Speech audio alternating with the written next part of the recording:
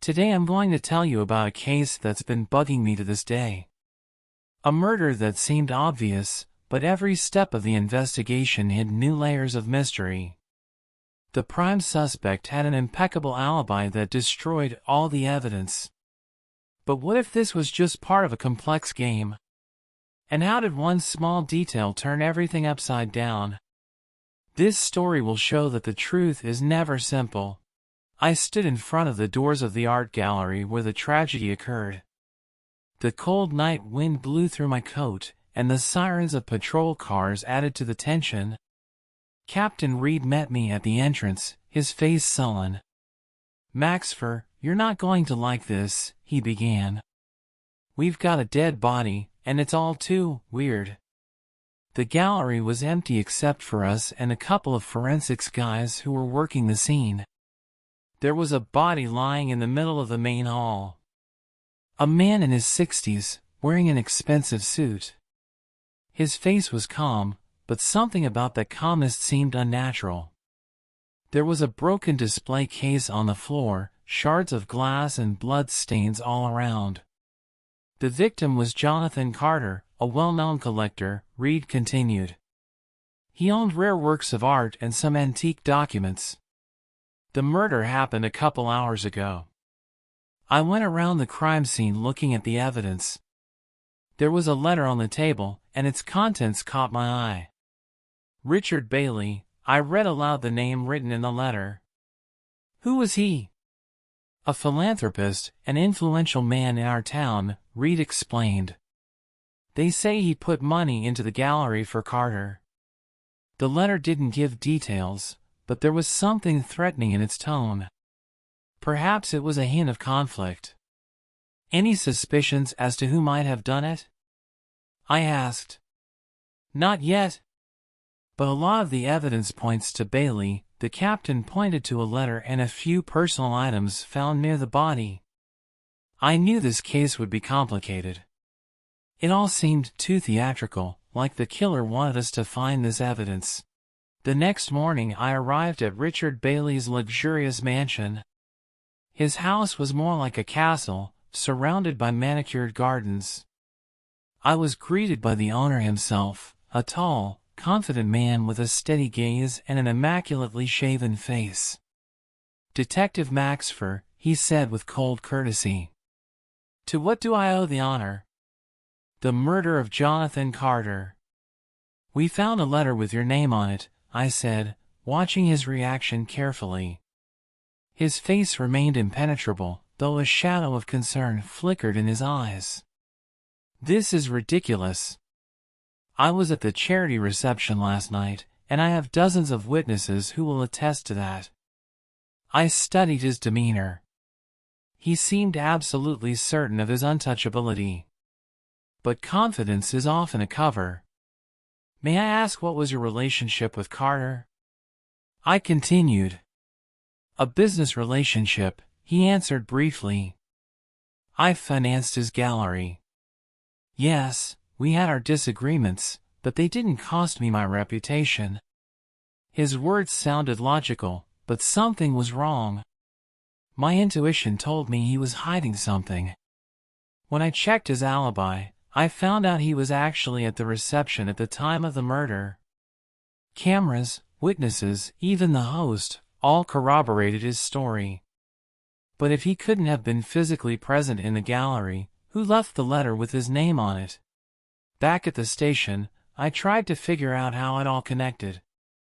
Carter was a well-known collector, but his reputation wasn't spotless. Many suspected him of dealing in illegal antiques. In his personal notes, I found a hint of a certain secret document that he said could destroy people with a lot of money. This document was most likely the cause of his death. Captain Reed came up to me, holding a new report in his hands. "We found something else," he said. Carter had recently met with Bailey's lawyer. There are phone records. This discovery was a major turnaround. If Carter and Bailey were connected through a lawyer, then there could be not only a conflict between them, but a shared secret. Do you think that could have been the reason for the murder? Reed asked. I'm sure of it, I answered.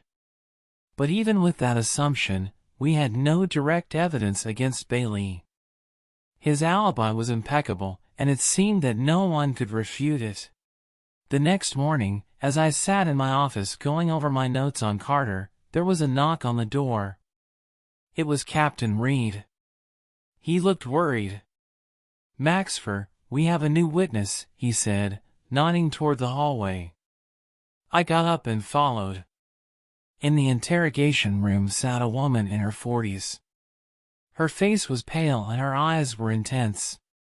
Linda Page, Reed introduced her. She worked as Carter's assistant at the gallery.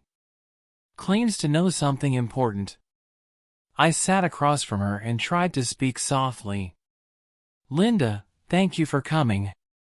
Tell me what you know. She swallowed and began.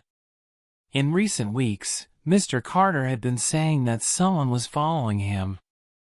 He mentioned Bailey's name, but not in the context of threats. Rather, as if Bailey was afraid of something. I got worried. What was it? I don't know, she answered. But a few days ago, I saw Bailey's lawyer, Mr. Hall, come into our gallery.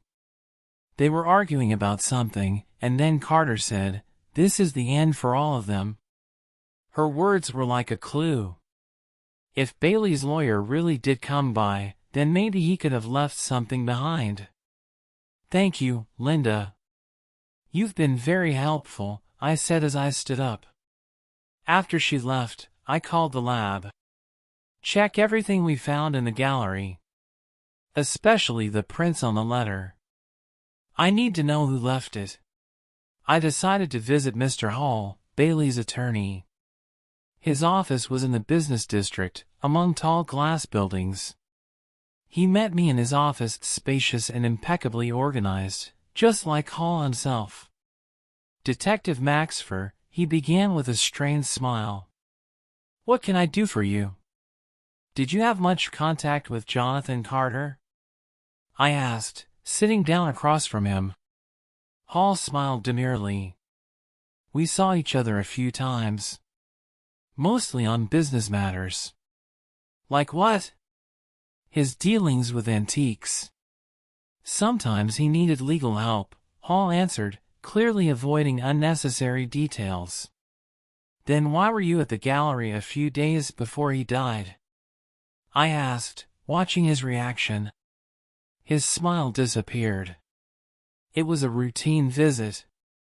Carter wanted to discuss one of the contracts. That's it? I pressed. Yes, he answered briefly, clearly losing patience. But I knew Hall was hiding something.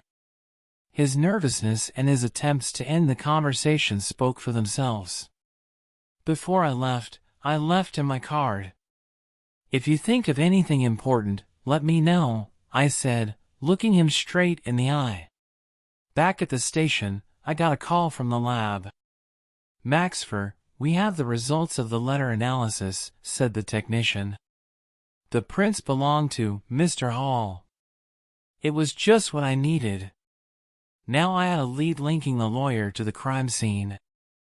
I reread the notes Carter found in the gallery again. Among them, a certain safe was mentioned. The word was repeated several times, but without specific details. Maybe Carter kept something important in there. Reed, we need to go back to the gallery, I said, taking the notes with me. We searched Carter's office, checking every corner. Behind a painting on the wall, I found a disguised safe. Here it is, I muttered.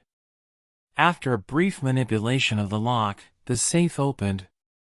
Inside were documents that looked like they might have a serious impact on Bailey's reputation. There was also a journal with records of questionable transactions. That explains everything, Reed said as he studied the finds. Carter knew too much. But I knew it wasn't enough. The killer had hidden the loose ends, and it was up to us to bring him out into the light. The next day I called Hall and invited him down to the station for questioning. He tried to dodge, but under the weight of the evidence, his fingerprints on the letter and his connection to Carter, he couldn't refuse. In the interrogation room, Hall looked collected, but his hands trembled slightly, giving away the tension. "Mr. Hall, how do you explain your fingerprints on the letter found at the crime scene?" I asked, studying his reaction. He rubbed his face and sighed. "Okay, I admit, I was there. But I didn't kill Carter." "Then why is your name coming up in this case?" I kept pushing. Hall hesitated, then answered. "Carter was trying to blackmail my client, Richard Bailey. He had documents that could have ruined everything. I went there to negotiate with Carter and get the papers back. And you just happened to leave a letter with Bailey's name on it?" I clarified. He lowered his gaze. "It wasn't me. The letter was already on the table when I came in." "So someone else was there before you?" I asked, writing down his words. "Maybe," Hall answered. His words added another layer of mystery. If Hall hadn't killed Carter, then who had left the letter? I decided to look into Bailey's connections once again. His wealth and influence were impressive, but I managed to find references to a partner from his past dealings, William Hutchins. Hutchins suddenly disappeared a few years ago, and there was no further trace of his activities. "Maxfer, this could be important," Reed said when I showed him the old reports. "Hutchins and Carter might have known each other." I found the address of Hutchins' sister, who still lived in town. When I arrived, I was greeted by a middle-aged woman with tired eyes. "I don't know anything about Carter's death," she said at once, as if anticipating my question. "But you knew Bailey?" I asked. Her face contorted into a grimace. "Richard destroyed our family," she said bitterly. "My brother worked for him, but when he got too dangerous, he just disappeared." The words made me wonder. If Bailey could get rid of his partner, what was to stop him from killing to save his reputation? With the new facts, I went back to Bailey. He met me in his office, still looking as confident as ever. But this time I could see the cracks in his armor. "Richard, we both know you're hiding a lot," I began bluntly. "Your lawyer admitted that Carter was blackmailing you. And I have the documents to prove it." Bailey calmly folded his hands on the table. "What of it, detective? Those documents mean nothing."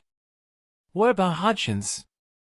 I asked, noticing how his shoulders tensed. His eyes narrowed. "What about him?" "He disappeared as soon as he became a liability to you. Just like Carter. Isn't that too much of a coincidence?" Bailey stood up and walked to the window, avoiding my gaze. "I didn't kill Carter," he said quietly. "But yes, he knew too much." "Then who killed him?" I pressed on. He turned around, his face cold. "If you want to know the truth, look not to my house, but to those who wanted to take my money and reputation." Those words left me in doubt. Was Bailey guilty, or was he just playing a role, protecting himself? After gathering all the evidence, I knew one thing: the case was more complicated than it initially appeared. Bailey might have been guilty, but his composure and defense made it hard to doubt. Hall looked like a pawn, and Hutchins a figure from the past whose trail led nowhere. Something still didn't add up. Late that night, I sat in my office, reviewing the documents I'd found in Carter's safe. Among them was a list of trades I'd read several times before. Suddenly, a strange fact caught my eye. One of the transactions was linked to a name I hadn't noticed before: Anna Flynn, Carter's housekeeper. "Anna?" I muttered, remembering her face, full of bitterness and despair, when we had first questioned her. The housekeeper hadn't attracted any attention, seemed like a bystander, but how had her name ended up in documents related to money and antiques? I immediately headed for her house. It was a small house on the outskirts of town. The light in the window was on, so I decided to approach unannounced. Inside, I heard a muffled conversation. She was with someone. When I knocked, the door opened slowly. Anna looked confused. "Detective Maxfer? What's wrong?" "We need to talk," I said, stepping inside. On the table was an open suitcase filled with money and papers. One of the papers caught my eye, a contract signed by Hutchins. "You knew Hutchins, didn't you?" I asked, turning to her. Her face tensed. "Why would you want this?" "Because this case is about him," I answered. "Tell me what you're hiding." She was silent, but her gaze wandered around the room, as if she were looking for a way out. Finally, Anna gave up. "Yes, I knew Hutchins. He was my brother."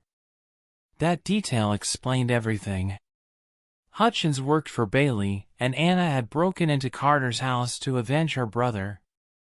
"You killed Carter," I said confidently. Her face paled.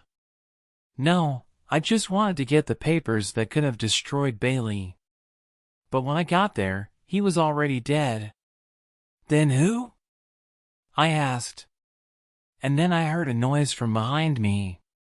Hall came out of the next room with a gun in his hand. "Well done, Anna."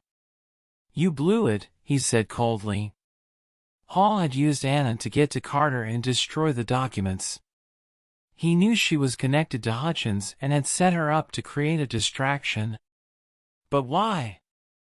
I asked, trying to stall for time. "Bailey is too powerful a man," Hall replied. "His connections would have made me rich, but Carter was the problem. He knew too much about me." "You think you're going to get away with this?" I asked, feeling my hand reach for the gun in the holster. Hall grinned. "Why wouldn't I?" At that moment, the door was kicked in by the cops I'd managed to call on the way in. Hall tried to shoot, but Reed was faster. Epilogue: The Hidden Truth. Hall was arrested, Bailey avoided charges, and Anna was released because her involvement didn't play a key role in the crime. But even after the case was closed, I felt like I was missing something. Who else could have been involved? A few days later, I received an envelope. Inside was a letter from Bailey. "You've almost gotten to the truth, Maxfer. But some secrets are best left in the shadows." That sentence made it clear, the real game had just begun.